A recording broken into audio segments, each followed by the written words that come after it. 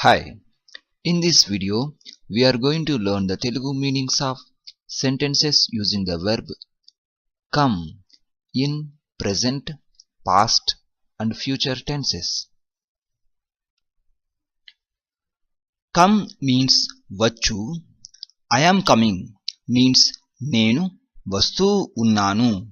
I came means nenu vachanu. I will come means నేను వస్తాను. You are coming means నువ్వు వస్తూ ఉన్నావు. This is singular. మీరు వస్తూ ఉన్నారు. This is plural. You came means నువ్వు వచ్చావు. This is singular. మీరు వచ్చారు. This is plural. You will come means నువ్వు వస్తావు or మీరు వస్తారు. He is coming means అతడు వస్తూ ఉన్నాడు.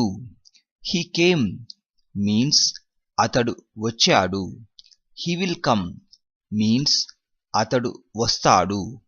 She is coming means ఆమె వస్తూ ఉన్నది.